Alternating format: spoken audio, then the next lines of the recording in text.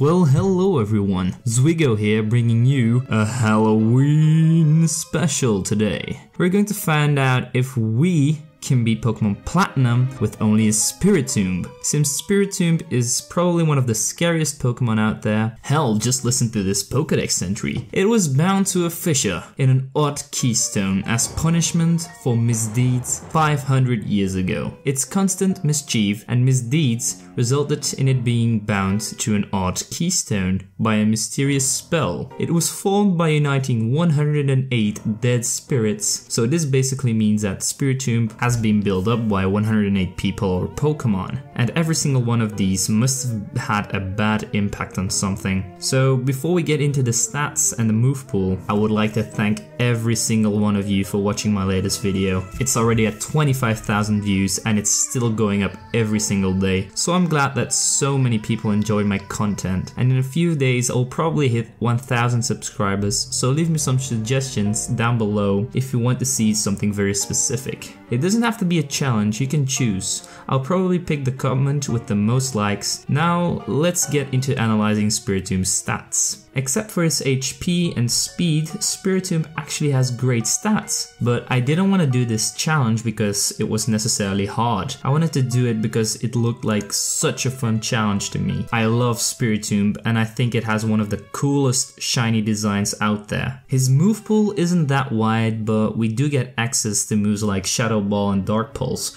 Confuse Ray and also Shadow Sneak. Now with that being said, let's get right into the rules. Rule number 1. Only Spiritomb can be used in battle. Rule number 2. HM boys will be allowed in this challenge, of course. Rule number 3. TMs will be used. And rule number 4. No items in battle, like always. With the rules being said, let's get right into this. The game starts off by showing us another old man named after a tree. This time it's Professor Rowan. We tell him that we don't need any info cause we're a Pokemon master anyway, so he tells us to touch his balls. No thank you. This challenge got scary real quick. We pick a boy because I ain't a girl, or am I? We name ourselves Zwigo like always, and then it's time to give the name to our rival. I name him Freddy because of the scary Halloween character Freddy Krueger, who killed people in their dreams or something, I'm not quite sure what he did. We then shrink down to Halloween candy size and we get thrown into our room. Freddy immediately rushes up the stairs and he starts going through my computer. I tell him to get off. Geez, privacy is a thing, you know. We follow him to his house, but he pushes us out before we can even get in. He runs off, but he forgets something. We try to leave town, but what? You were just inside your house. How can you be here? Can you teleport or something? He tries to rush into the grass without any Pokemon. He doesn't know that it's illegal. Oh crap, that's the police! Run! Oh no, it's actually Professor Rowan. After giving Freddy some words of wisdom, he decides to give us our first Pokemon.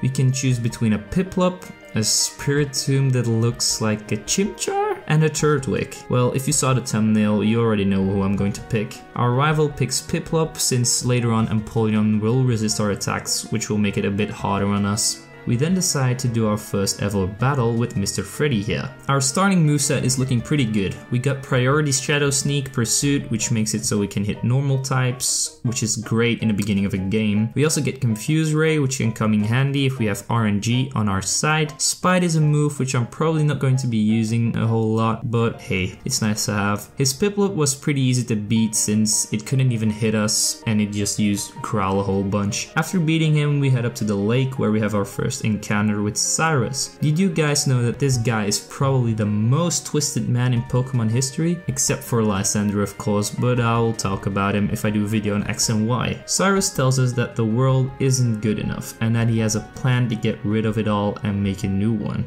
I don't think this guy realizes we are kids, so he heads off. So it's time for us to go to the lab to name our Spiritomb and also to get our Pokedex, iPhone. Who uses a Pokedex these days? We go ahead and name our girl Black Hole. Please don't take this out of context, I didn't even realize it was a girl. Spiritomb just reminds me of a black hole. Now after we done that, it's time for us to travel to Jubilife City, where we get welcomed by Dawn. She wants to show us around, but as we try to go further into the city, we we find a very weird looking person. He asks us a bunch of questions and he reveals that he's actually an undercover agent with a code name Luca. But we don't have time for him because we gotta find 3 weirdos in clown costumes to make sure we can get ourselves the new free Apple Watch. The 3 clowns are scattered around the city, and after we complete all of their easy questions, we go ahead and grab ourselves our watch so we can finally leave town. Hell yeah. That's a lie though, our rival stops us again and we go and fight him. His Starly can't hit us, so he just uses Growl a whole bunch while we take it out in 2 feint attacks. Last is his Piplup, who goes down in 1 critical feint attack after failing to beat us. He tells us that we should go and challenge the first gym. But as we arrive in the city, he's currently not at his gym. He's working in the mines, trying to find some fossils, I guess. He shows us how to break some rocks and he tells us we should go and challenge him so that we can do that as well. So we head up to his gym and we fight him, but we get taken out by his Cranidos because we didn't have enough health left. Speaking about Cranidos, I'm actually thinking about doing a challenge on him, so if you guys want to see that, leave a comment down below. But let's try to beat this one first, shall we? So he starts off with a Geodude who tanks a few feint attacks while also doing decent damage with a Rock Throw. After he heals up though, he does go down in 2 more attacks. Next is his Onix, who we can barely do any damage to with feint attacks, so we put him to sleep and we take him out with a few more feint attacks since he doesn't wake up anymore. Last up is his Cranidos, who hits us with a Pursuit as we confuse him. He then goes for another Pursuit and we put him to sleep so that we can take him out with a feint attack and a Shadow Sneak after that. And so we get ourselves the first gym badge. Time to catch ourselves a lifelong partner, also known as HM Boy. Oh wait, I actually named him HN Boy. I had one job, please forgive me. We then go to Flower Town, where the sun's always shining and there's no pollution anywhere, except for Team Galactic. We grab ourselves the Works key so that we can enter the Valley Windworks to fight off Commander Mars. But she doesn't really oppose any kind of threat since we take out her Zubat in 2 attacks and her Purugly, while tanking a few hits, eventually goes down as well. So we beat her and they run off. We then clear the spooky forest with Cheryl. But did you know that there's a lot of scary stories related to this forest? For example, if you enter the old chateau, you will encounter a ghost butler. Pretty scary, right? Oh yeah, and if you haven't seen the Pokemon Generations short about the old chateau, you should really do it. It's pretty spooky and it really gives the chateau a bit of a backstory. But that aside, let's get back into it. We're going to try and take on Gardenia, but her Rose rate is just a bit out of our league at this point. But I don't want to overlevel because Spiritomb isn't a bad Pokemon.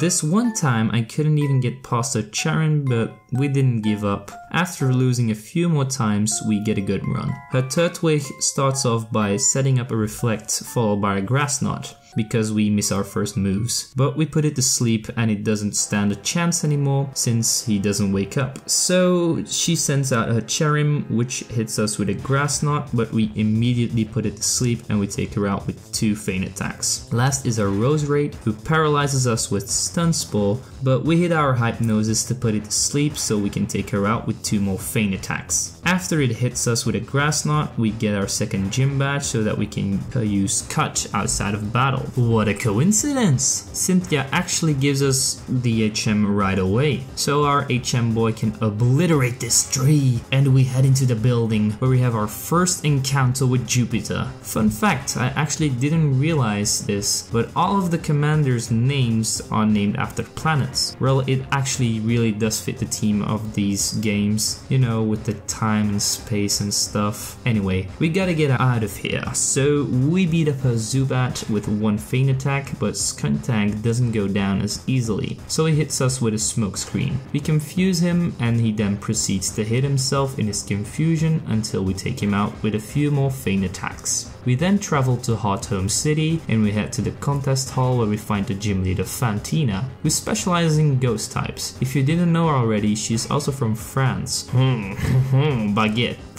Well, that's all the French I know, so let's get into the battle. Well, there really isn't much of a battle since we take out her Duskull, Miss Magius and Haunter in one hit to earn ourselves the Relic Badge. As we try to leave town, we run into Freddy. His team got a lot stronger since the last time we battled him though, so let's see if I can beat him. We start the battle at a disadvantage because his Staravia cuts our attack immediately, but we do take it out in one critical feint attack. His Prinplup is next, who actually tanks our attacks pretty well so he can hit us hard with a few bubble beams, but we confuse it and we take it out with a few more hits. His Roselia is next, who goes down to 2 Shadow Sneaks after he hits us with a Mega Drain. Last up is his Ponyta, who also goes down in 2 feint attacks. We then head up to Vilestone City to meet up with Dawn and Crasher Wake. After a quick introduction, it's time for them to leave and time for us to go and challenge Jim. But we get KO'd by a gym trainer because his Machoke used Foresight, but with that aside, let's go challenge Maylene, who, if you haven't noticed already, specializes in fighting types. Her first Pokemon Meditite goes down in just 1 Shadow Sneak. Next is her Machoke, who tanks a Shadow Sneak as he goes for a Rock Tomb. We then confuse him and he doesn't get a chance to attack anymore, so we take him out. Last up is her Lucario, one of the most popular Pokemon out there. I mean, there is even a whole movie about him. No wonder people like this thing. He is kind of a pain though, he resists all of our attacks, but we do confuse him and we start chipping away at his health with Shadow Sneak. I try to feint attack, but it doesn't even do half as much as feint attack. He almost takes us out with a Metal Claw, leaving us at 4 health, but we do manage to scrape a win here, so we take home the next badge. Well, not really, since we never go home. I'm sorry, Mom. We then head up to Pastoria City, but as we try to enter, we get stopped by Freddy. He challenges us to another battle, but his last Pokemon took us out with an Ember. But no worries, we try again since his team hasn't changed a bit since our last encounter. He again starts off with a Staravia who cuts our attack, but we do take him out with 2 feint attacks, while not taking too much damage in the process. His Prinplup goes down in 3 hits after it hits us with a few bubble beams. Roselia is next, who goes for a Magical Leaf as we take her out with a feint attack and a Shadow Sneak. Last up is his Ponyta, who feints to 2 feint attacks. Ha! Get it? Because we made him feint with feint attack. So we just managed to scrape the win here. But if we can only manage to win this battle by just a little bit, I don't even want to know how hard Crasher Wake is gonna be. Well, I guess we're gonna find that out in any second now. Honestly, Wake is one of the most memorable gym leaders. He plays a little part in the story, but it's mostly because of his look and his attitude. That gives him the recognition he deserves. After getting defeated about 10 times by his Floatzel, I thought it was time to grind. So I decided to grind up to level 49, since that's the level when we learn Dark Pulse, which we can power up with our Nasty Plot. I won't be overusing Nasty Plot though, as I do kind of think it makes the game a bit too easy, but I mainly just use it for big roadblocks so I don't have to over level. With our newly acquired move though, we head back into the gym. His Gyarados hits us hard with 2 waterfalls after we set up a Nasty Plot, and we proceed to take him down with a Dark Pulse. His Floatzel then comes out and hits us with a Brine, leaving us with a slither of health, but we take him out with 1 Dark Pulse. 2. Last is his Quagsire, but we outspeed him, so we take him out in 1 hit to win ourselves the 5th gym badge. Next, we try to leave, but there's a bombing at the Safari Zone. What? It's Team Galactic. We follow the grunt around to the lake where we can finally beat him up, and in the end we do let him go? What?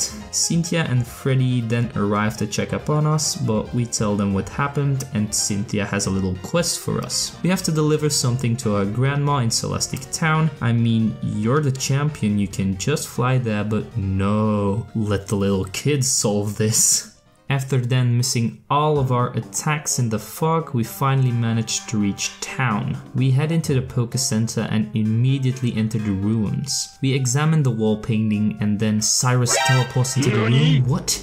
He immediately throws us into the battle and he starts off with a Sneasel, who goes down to 2 Shadow Balls after we tank 2 Ice Punches. His Golbat goes down in a few Shadow Balls after it heals up, and he also hits us with 2 Air Cutters. Last up is his Murkrow, who almost takes us out with a Nightshade, but we managed to take this one home though. Grandma Cynthia thanks us by giving us the HM for Surf. With this newly acquired HM, we also need a compatible HM slave, so that means it's time to evolve our god into his final form. And before you all say I used Bidoof in battle, you failed, because I used the XP share so that I didn't have to use him. We then surf to Canalave City on our HM boy's back. We go across the bridge, but we get stopped by Freddy again. He's bragging about how he got his gym badge already, but we about to whoop his ass into another dimension. But I guess we got ragged by Empoleon. But time to go in again. His Staraptor goes for some double team cheese, and we take him out with a Dark Pulse. Out comes Heracross, who hits us with a Night Slash, but we take him out with a Shadow Ball and a Shadow Sneak. Empoleon then comes out and we make him flinch with our Dark Pulse, so we hit him with another one as he hits back with a Bubble Beam. But it ain't enough, so we take him out with a third Dark Pulse. Roserade goes down in one hit after it wastes a turn setting up Toxic Spikes. We get a cheeky level up and his last Pokemon Rapidash comes out as he hits us with a Fire Spin, but we take him out to win the battle so that we can head up to the next gym led by Byron, the Steel type trainer, and also the father of the first gym leader Roar, if you didn't know that. He leads with a Magneton who we two-shot with a Dark Pulse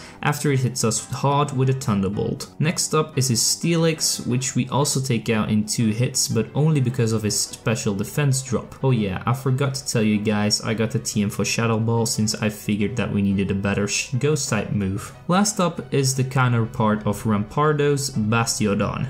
He's a big, great wall with a lot of defenses, and we go for a Dark Pulse and a few Shadow Balls, but he hits us with a big Metal Burst, almost bring us down into red health. But we can eventually take him out after he heals up with 2 more Shadow Balls thanks to a crit and a special defense drop. We get ourselves the Mind Badge and the useless TM like always. We head up to the library, but there's another bombing, this time on one of the lakes. We all have to go to different lakes. Yeah, psych. I have to go ahead and save everyone, don't I? But first I go and clear Lake Falla. Well, we have our first encounter with Saturn, but he is honestly nothing special. We easily take him out without any kind of threat. Then we go to the Verity Lakefront to meet up and save Professor Rowan and Dawn from Moss. But again, this battle wasn't anything special, so we sweep her as well. After saving this lake, we have to go through the cold snow. Without any winter clothes on, my character must be crazy. But while we are walking through the thick snow, we do manage to find ourselves a rare candy, which we will use a little bit later on. We then arrive at Acuity Lakefront, where we get blocked by a rockline cliff, but of course our rival has already got the gym badge, so he's going to save the lake. So no worries for us, we head to Snowpoint City straight away and we go and challenge the Ice type gym led by Candice. But our first attempt sadly ends in vain since her Frostlass takes us out with a single Blizzard. But our second attempt goes way better. Her Sneasel goes down in just 2 hits and it does get off 2 feint attacks, but it doesn't do that much damage. Next up is Abomasnow, who goes down with a critical Shadow Ball, and Frostlass then comes out to set up a double team cheese. But we do hit our Shadow Ball to take it out. Last up is his Pyrosaurine, which just manages to survive a Shadow Ball, but we do get the special defense drop, so he heals up and we take him out next turn. So we get the Icicle badge and then the ability to use Rock Climb outside of battle. And you guys know what that means. We immediately head back to the lake after we capture Graveler so that we can use Rock Climb. But as we arrive at the crime scene, we see that Freddy has been defeated by Commander Jupiter. Come on man, your team is stacked. How can you lose to her? She mocks him and then runs off, and we go and calm Freddy down. And I tell him that we can't give up yet. So now we know where their lab is. We go to Veilstone City to listen to his speech from Cyrus. After the speech, Luca tells us we should go and confront Cyrus, so that's exactly what we're gonna do. We go up to his office and he tells us about his secret plan to create a new world, but we ain't gonna let that happen. Okay, maybe Honchkrow took us out, but no matter, we go again. His Sneasel starts off with an Ice Punch and I go for a Shadow Ball, but it doesn't do enough damage. So I decide I set up a nasty plot so that we can take out the Honchkrow and the Sneasel a bit easier. We take him out, and next up is his Crobat, who hits us hard with an Air Cutter, but we one-shot him, and last up is his Honchkrow. We hit him with a Dark Pulse while he hits us with a Nightshade, after restoring his health with a Berry. Another Dark Pulse takes it out though. We win the battle and he actually tells us that he is our father. Plot twist! But he also gives us a Master Ball. Thank you very much. We then go and beat up Saturn so that I can set free the Lake Trio. He tells us we should go to Mount Coronet, so arriving there, we find out that there's a hole in the wall. Looker also comes along, but he really doesn't do anything like always. We hike to the top of the mountain where we see Team Galactic performing some kind of ritual. We try to stop Cyrus, but his two admins try to stop us. They want to make this a 2-on-1 battle, but luckily Freddy goes ahead and saves the day. I'm just gonna quickly speed through this battle because it was a pretty long one. We take out the Bronzor in one hit and they send out a Purugly. We then go for a Dark Pearls on the other Bronzor, but it survives. After we take that out, Purugly goes down in one Dark Pulse and Munchlax takes out Bronzor. Next up are Golbat and Skuntank. We go for a Dark Pulse on the Skuntank and they take out Munchlax so that our rival sends out Staraptor. We take out the Golbat and they take out Staraptor, but we do manage to take out Skuntank in the process. Our rival sends out Rapidash and we take out the last Golbat with Fire Blast and a Shadow Ball to win ourselves the battle. Whew, that was a mouthful. Cyrus then summons the Masters of Time and Space, Dialga and Palkia, but they open up a different dimension and a weird shadow appears out of it. The Lake Trio goes nuts and the shadow jumps at the screen, creating a portal to the Distortion World. We travel to the portal together with Cynthia and we push some rocks in some holes to scare off the Lake Trio. We ride a sideways waterfall. Whee! And we finally reach Cyrus. He harasses Cynthia and tells us to leave, but we ain't gonna do that. We about to wreck this fool. Well, psych, this battle took me about 2 to 3 hours of attempts because I didn't want to go back through the whole Distortion World to grind up. The problem is his Houndoom. If he manages to burn us, it's a no-go. If he manages to hit us twice with a flamethrower, it's a no-go as well. After trying a few hundred times, I decided that I needed to level up. So I grinded up to level 74 and gave Spiritomb one rare candy to bring him up to level 75. At this level, I still had a bit of trouble, but eventually we managed to do it. His Houndoom hits us with a flamethrower and we can set up a nasty plot. He misses his Will-O-Wisp and we set up again. His next Will-O-Wisp also misses and we take him out with one Shadow Ball. Next up is Honchkrow, who also goes down in one shot because we managed to outspeed it. Out comes Crobat, who hits us with an Air Slash, but we take him out with one Shadow Ball. We also outspeed Gyarados to take him out in one shot, and last up is Weavile, who manages to hit us with an Ice Punch, but we also take him out in one hit and end Team Galactic once for all. Cyrus decided to stay in the Distortion World and we try to head out, but we get stopped by the Pokemon Devil himself, Giratina. He just screams at us a little bit, but our Black Hole manages to take him out in one hit. Well, that was easy. It certainly went better than the Groudon fight. We then head into the portal and we travel to the last city of our journey, Sunyshore, where we have to fight the gym leader Volkner. He has a crippling depression because he just beats up everything he sees. So we challenge him to a battle as he starts off with a Jolteon who paralyzes us with a Thunder Wave. We hit back with a Dark Pulse, but he survives with a Slither of Health. He then heals up and we take him out with a Shadow Sneak. Next up is Raichu, who hits us with a Charge Beam, but we take him out with one Shadow Ball. Then Electivire comes out and hits us with a Thunder Punch, but we also one-shot him. Last up is his Luxray, who should be Dark Electric type, but but hey, everybody makes mistakes, so we take him out in one shot after we get paralyzed to win ourselves the Beacon Badge and the ability to challenge the Pokemon League as well. We then try to leave town, but we find Jasmine, the Steel-type gym leader from Johto, on the beach. Freddy also comes along and she decides to give us the HM for Waterfall. So then we continue our journey, but we first have to waste our Master Ball on a Tentacruel so that we can learn in Waterfall, and we clear through Victory Road without any problems. But just as we try to enter the Pokemon League, we get stopped by Freddy one last time, but we lost because we got burned. But our next attempt goes rather smoothly. We set up a nasty plot and Staraptor hits us with a U-turn to switch out into Rapidash. He misses a bounce and we take him out with a Dark Pulse. Out comes Roserade, who puts us to sleep and hits us with a Giga Drain, but we wake up and we take it out. Empoleon is out next. We go for a big Shadow Ball as he hits us with a Brine. I think a Shadow Sneak will take it out from this range, but he manages to hang on and he hits us with another big Brine. But next turn he goes down.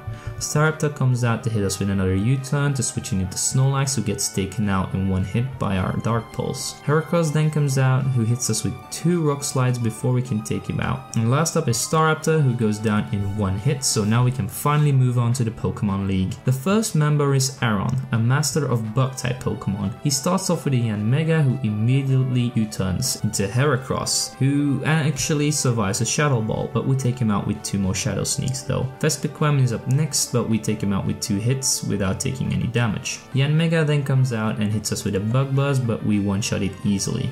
Out comes Scizor, who just survives a hit as he heals up. We misclick and go for Shadow Sneak twice, which lets him attack us once more. We take him out with another Shadow Ball though. Last up is Drapion, who survives a lot of hits because he resists all of our attacks, while dealing a lot of damage in the process. But eventually we take him down and we win ourselves the first Elite Four battle. Next up is the Ground-type specialist Bertha, who actually gives us a bit of trouble. We had to reset a few times, but it was nothing compared to where Cyrus was, so after losing a few times we get a good run. Her Whiscash goes down in a critical Dark Pulse, and Gliscor is out next, who hits us with a few Earthquakes, but we take it out with a combination of Shadow Sneak and Dark Pulse after she actually heals up. And then her Hippowdon comes out, but my footage corrupted a little bit as you can see, but we take him out in 2 hits. Golem then comes out and goes down to 2 Dark Pulse. And last up is Rhyperior. We hit him with a Dark Pulse and he almost takes us out with an Earthquake, but we get a lucky high roll to take it out next turn. That was close, we easily could have lost here. Now it's time for Mr. Hothead himself, Flint. His first Pokemon is, oh no, another Houndoom, but this time he just sets up a Sunnydale while we set up a nasty plot. He hits us with a Flamethrower and we take him out in 1 more hit. His Flareon also gets 1 shot, his Rapidash hits us with a Solar Beam before getting taken out by a Shadow Ball. His Infernape hits us hard with a Flare Blitz, but we one-shot him as well. Last up is Magmortar, who literally leaves us with 3 health before we can take him out with a Shadow Ball. Another close call, but Spiritomb manages to do it. We proceed to the next room where Lucian, the Psychic-type master, is waiting for us. This run really shouldn't be a problem though, since he shouldn't be able to hit us with any Psychic-type moves. He starts off with a Mr. Mime, who sets up a light screen, but we take him down with a Dark Pulse followed by a Shadow Sneak. Espeon also gets one-shot by a Shadow Sneak, and his Alakazam shares the same fate. But Bronzong manages to survive a lot of hits because of the light screen. He also sets up a Calm Mind, but eventually we do take him out after going back and forth with our attacks. Last up is his Gallade. I accidentally go for Dark Pulse and he hits us with a Stone Edge, but we take it out with a Shadow Sneak next turn. This was by far the easiest Elite Four battle I've had, I think. So time to head up to Cynthia, everybody's favorite wall. This battle was pretty hard and it took me about a half an hour of resets before I could beat her, but it wasn't as bad as the Cyrus battle. After a few dozen resets we do get ourselves a great run though. We set up a nasty plot on our Spiritomb as it hits us with a Dark Pulse, but we do take it out next turn with a Shadow Ball. Next is Lucario, who misses a Stone Edge as we hit him with a big Shadow Ball, and he then heals up, but we take him out with 3 more hits after it misses another attack. Milotic then comes out and it goes for a Surf. We counter with another Shadow Ball and she then heals up, and we take her out with just 2 more attacks. Garchomp comes out and he misses his attack so that we can and one-shot him. Rose Raid then comes out to poisons us with a Toxic, but we one-shot her as well. And last up is our Togekiss, who almost takes us out with an Air Slash, but we managed to hang on and take her out with a single Dog Pulse. And so we beat the champion Cynthia. She takes us up to the Hall of Fame to make a legend out of our spirit room. Hopefully all the spirits can go to rest now. Or can't they?